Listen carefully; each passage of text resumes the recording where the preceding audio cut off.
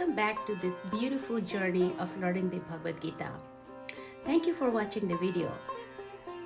And I would love for you to give any feedback in the comment section, whether you agree with some of the things that we're going to be talking about, you don't agree, you may have a question, or you may even have some life experiences that you can relate to.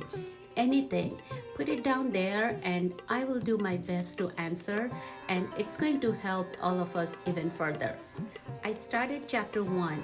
In my last video titled BG7, I gave a background of the family history and the various events that happened which led the Pandavas and Kauravas to the battlefield. So now they are on the battlefield facing each other and the war is about to begin. So let's move on. Chapter 1 is titled Arjuna's Grief. And for all practical purposes, we can replace Arjuna's name with our name, and all those teachings will apply. King Dhritarashtra, father of Duryodhana, stayed in the palace. Because of his blindness, he couldn't go fight the war anyway. Then Sanjay was Dhritarashtra's charioteer. He was the most trustworthy person that Dhritarashtra had. And Sanjay was given a special vision where he could see what's going on in the battlefield while still sitting next to Dhritarashtra in the palace, so that he could relay what's going on to the blind king. Chapter 1 opens with Dhritarashtra asking a question to Sanjay. The question being, "O Sanjay, what did my sons and the sons of Pandu do after they gathered at the battlefield of Kurukshetra?"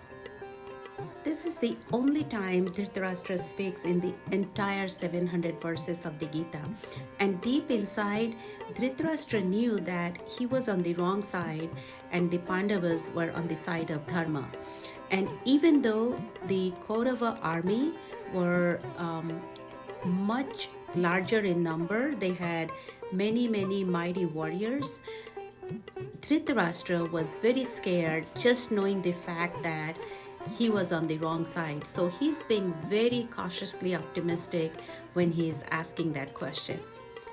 Verse 2 through 11 is when Sanjay is narrating what's going on in the battlefield.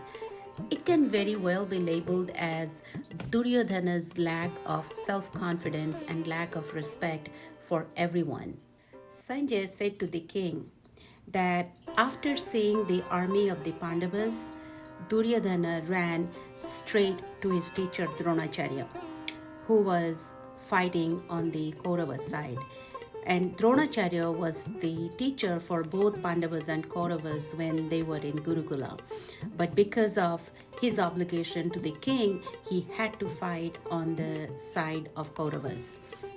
On Kaurava's side was also Bhishma. Now Bhishma was the unbeatable warrior of the time.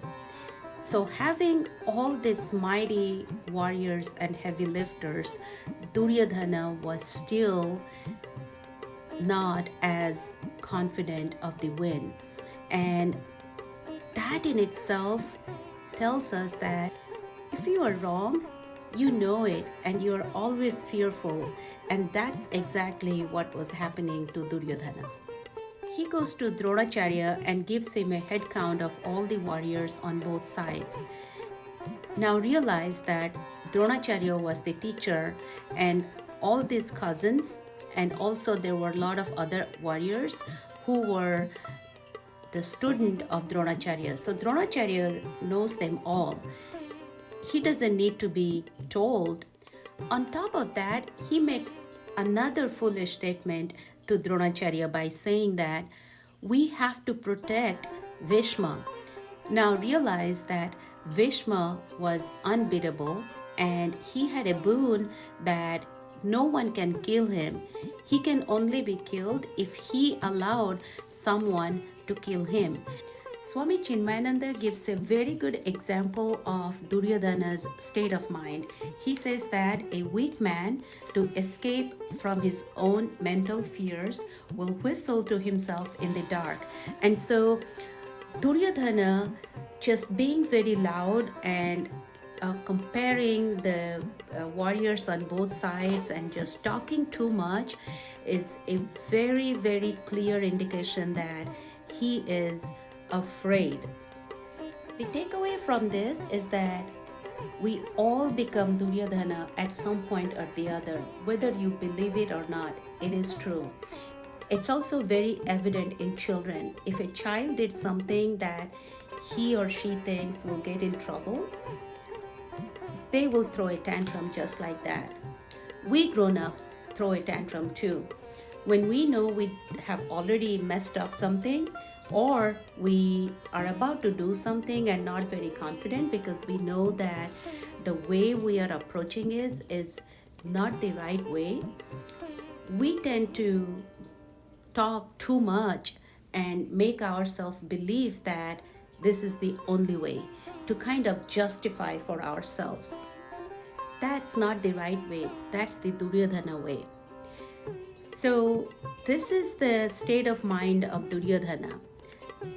Let's see where Arjuna is.